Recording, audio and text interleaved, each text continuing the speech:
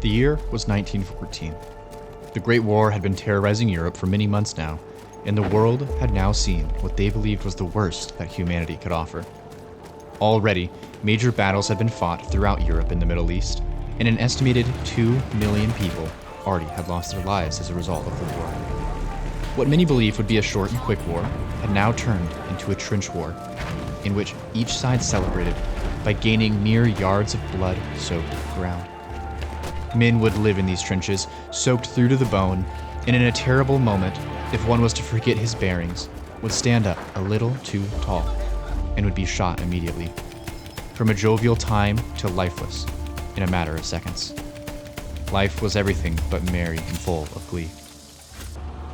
Wounds of missing legs and arms were flooding field hospitals like no war before, and with the wide use of artillery, a soldier could now kill his fellow man without ever looking him in the eye. It was among this chaos and pain that Pope Benedict called for each side to have a ceasefire over Christmas time. While Germany accepted the idea, not one of the Allied powers considered the ceasefire. As the long days drug out and constant shelling shook the ground all throughout the cold December,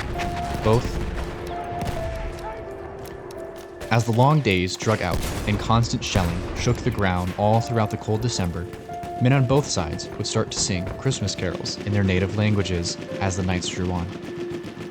The trenches were so close that often, on quiet nights, you could hear a German sneeze or an Englishman cough, so the caroling was all too easy to hear from each side. Soldiers wrote that they would hear the Germans singing their songs and would applaud and jeer at the completion, only for them to respond with like songs and go back and forth throughout the night with carols of Christmas. As Christmas Eve rolled around, German soldiers were seen lighting candles and placing them upon small trees at the tops of their trenches. The small little lights illuminated the now black sky, a small reminder of home and peace in this God-forsaken landscape. Some of the English and French made banners and raised them up with writing, wishing the Germans a Merry Christmas, a small gesture, but one which was received with hearty cheer and a thankful reply.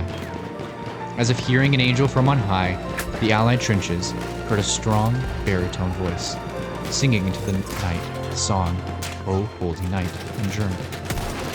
As men turned to find their source of this near angelic voice, they were stunned to see a lone German soldier standing atop his trench with no weapon, singing to the English.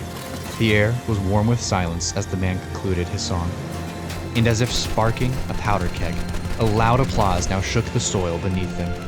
Both Germans and English alike applauded, and without warning, more Germans stepped out of their trenches, unarmed, and began to slowly walk towards the English and French.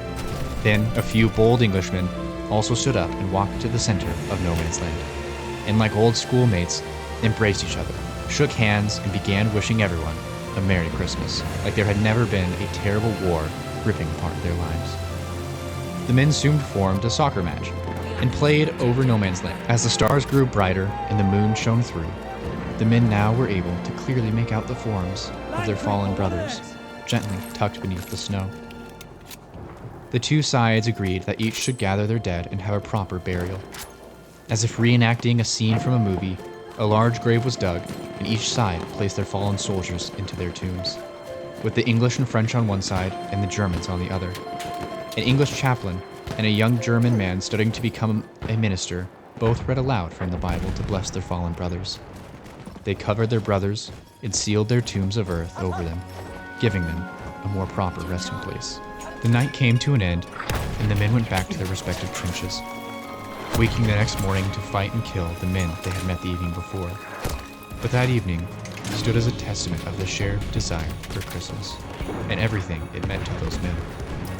Sure, Christmas Day has a lot of buying and selling and the whole commercialism of it, but far more importantly, it's a time in which we are allowed, no, encouraged, to be selfless, to see our fellow man as a friend we haven't met, and a time that brings people together.